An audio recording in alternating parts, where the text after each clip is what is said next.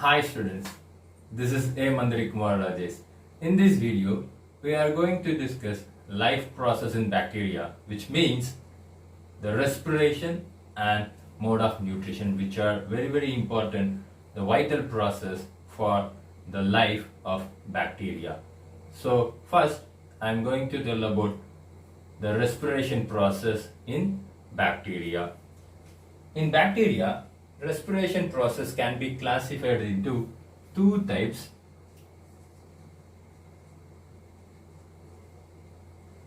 They are aerobic respiration, anaerobic respiration. Aerobic respiration means the bacteria which needs oxygen for their metabolism, for their growth. So aerobic respiration means that bacteria which needs oxygen for their growth and for their metabolism. While in the case of anaerobic respiration, the bacteria do not require oxygen for their growth. It can obtain energy from by a process called fermentation. And that process is called as anaerobic respiration. So for aerobic respiration, example Streptococcus.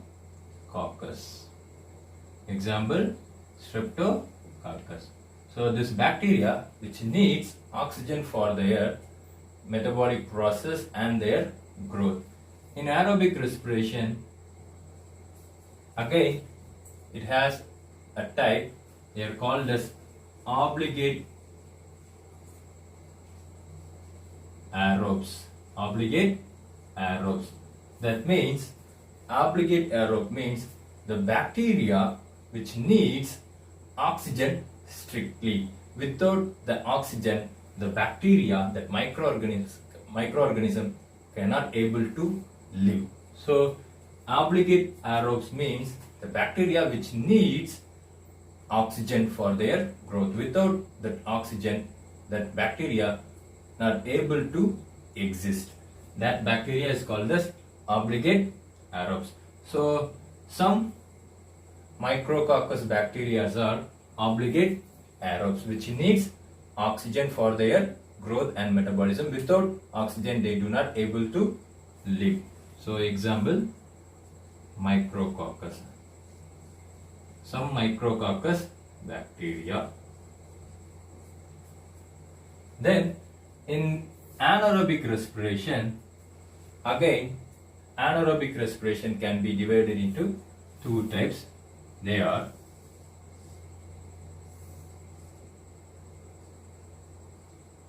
facultative anaerobes. Anaerobic respiration can be divided into two classes. They are facultative anaerobes. Then capnophilic bacteria. Capnophilic bacteria are anaerobes. So facultative anaerobe means the bacteria can live in the oxygen environment and the bacteria can live without oxygen. So they can either live in oxygen environment and in the absence of the oxygen. It can live in absence of the oxygen environment. That is why they are called as facultative anaerobes. So they can live in both kind of condition. That is why they are called as facultative anaerobe. For example, E. coli. E. coli is an example of facultative anaerobes which can live in the site of infection like abdominal abscesses. At that site, the E. coli bacteria consume all amount of oxygen and it make that environment anaerobic condition. Or anaerobic environment. So that environment is suitable for other anaerobic microbes, and that anaerobic microbes able to grow and cause diseases, and that anaerobic microbes are able to increase in their population and they can cause disease. So example for facultative anaerobes are E. coli, then Salmonella. While in the case of capnophilic anaerobes or capnophilic bacteria, the bacteria which needs carbon dioxide, for their metabolism and growth, and that type of bacteria is called as capnophilic bacteria. Example, Campylobacter. So Campylo means the bacteria should be in curve shape. Campylo means curve. So that bacteria should be in curve shape. So that's all about the respiration process which takes place in the bacteria. Then I am going to tell about the mode of nutrition in bacteria. Let me teach you the types of nutrition in bacteria. On the basis of mode of nutrition, bacteria can be classified into two types. They are autotrophic bacteria and heterotrophic bacteria. So, based on the nutrition, bacteria can be classified into two types. They are autotrophic bacteria, then heterotrophic bacteria. Autotrophic bacteria means the bacteria are able to produce their food. Heterotrophic bacteria means they do not prepare their own food. It has to depend upon other organism for energy or food. Then autotrophic bacteria again subdivided into two types. They are photoautotrophic bacteria, then hemoautotrophic bacteria. Photoautotrophic bacteria means that bacteria possess photosynthetic pigments, so they can use sunlight and they can prepare their food. That is why they are called as photoautotrophic bacteria. Photoautotrophic bacteria means it possesses photosynthetic pigments and they are able to absorb sunlight and they can prepare their food. That is why they are called as photoautotrophic bacteria. Hemoautotrophic bacteria means the bacteria do not possess the photosynthetic pigment, so they do not use the sunlight, but the bacteria use organic and inorganic compounds in order to produce energy. That is why they are called as hemoautotrophic bacteria. Then again, photoautotrophic bacteria can be divided into two types. They are photolithotrophs, then photoorganotrophs. So photolithotrophs means that bacteria use sunlight and they get hydrogen from inorganic compounds, because hydrogen is act as a biosynthetic fuel for this bacteria. That is why this bacteria get hydrogen from inorganic compounds. That is why they are called as photolithotrophs. Then photoorganotrophs means that bacteria use light, sunlight, then that bacteria get hydrogen from organic compounds. Like organic acids or alcohol. So the bacteria get hydrogen from the organic compounds. That is why they are called as photoorganotrophs. Then in the photolithotrophs, it contains two types of bacteria. They are green sulfur bacteria. The second one is purple sulfur bacteria. In green sulfur bacteria, the bacteria receives hydrogen from inorganic compounds. Called hydrogen sulfide. So in green sulfur bacteria, it receives hydrogen from the inorganic compound hydrogen sulfate, that is H2S. Then the purple sulfur bacteria receives hydrogen from thiosulfate. Hydrogen from thiosulfate. Hydrogen from thiosulfate. Then the green sulfur bacteria possess the photosynthetic pigment bacterioviridin. Bacterioviridin. While in the case of purple sulfur bacteria, it possesses the photosynthetic pigment bacteriochlorophyll. Bacteriochlorophyll. Then the example for green sulfur bacteria is chlorobium.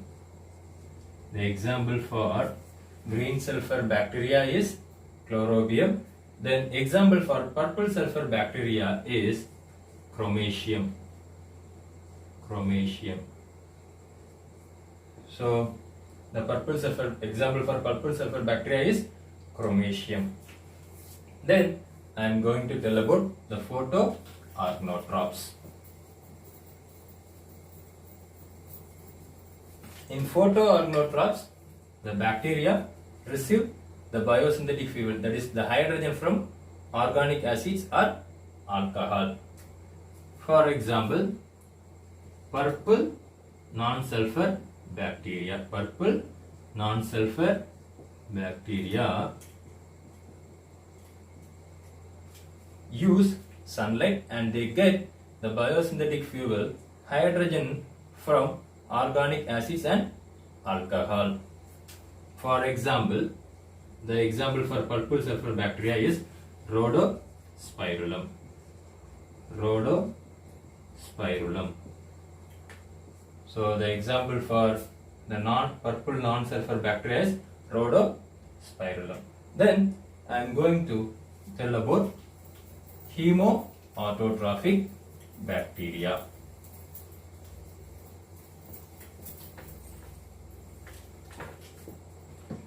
The hemoautotrophic bacteria can be subdivided into two types. They are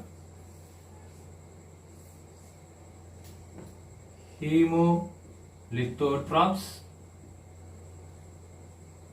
then hemoorganotrophs. Hemoorganotrophs. So this bacteria do not possess photosynthetic pigment, that is why they do not use the sunlight. In order to produce energy, they can use inorganic and organic compounds. In the case of hemolithotrophs, the bacteria oxidize inorganic compounds in order to produce energy. In hemolithotrophs, the bacteria oxidize inorganic compounds in order to produce energy. They are called as hemolithotrophs. Example, sulfur bacteria. So example for sulfur bacteria is Thiobacillus thiooxidans. Thiooxidans. Then iron bacteria. Example for iron bacteria is Ferrobacillus. Then ferrooxidans. Then hydrogen bacteria. The example for hydrogen bacteria is Hydrogenomonas. Then nitrogen bacteria or nitrifying bacteria. Example for nitrifying bacteria is Nitrosomonas and Nitrobacter So these are all the example for hemolithotrophs. Then I am going to tell about hemoorganotrophs.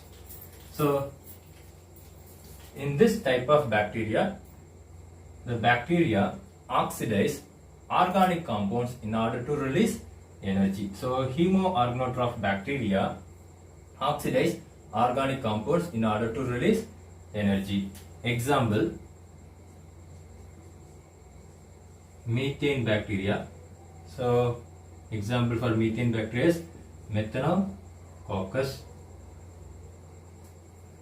Then the next one is acetic acid bacteria. So Acetobacter. The final one is lactic acid bacteria. Example, Lactobacillus. Example, Lactobacillus. So that's all about the autotrophic bacteria. Then I am going to tell about the heterotrophic bacteria. Heterotrophic bacteria means that bacteria, they are not able to produce their own food, so it has to depend upon other organism for their food or energy. So it can be classified into or divided into three types. They are parasitic bacteria, then saprophytic bacteria, then symbiotic bacteria. So parasitic bacteria means that bacteria which depends upon the host for shelter and energy and gives harmful effect to the host. That is why they are called as parasitic bacteria. Example, Mycobacterium. Mycobacterium, which cause tuberculosis in the host. This bacteria can cause tuberculosis in the host. So parasitic bacteria. Then saprophytic bacteria. So that bacteria which depends on energy for death and decaying matter. So it absorbs the energy from death and decaying matter. That is why they are called as saprophytic bacteria. Example, Bacillus mycoides.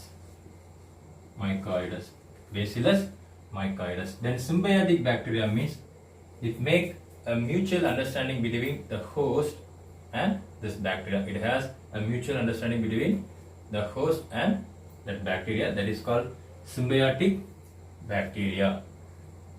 Example for symbiotic bacteria is Rhizobium. So Rhizobium is a symbiotic bacteria which makes symbiotic association with root nodules of leguminous plants. That leguminous plant gives shelter to this bacteria. This bacteria absorb atmospheric nitrogen. So they make symbiotic association, and the two of them are getting mutually benefited. So that's all about today's video. If you have any doubt, please clarify with me. Thank you very much for watching this video. Thank you.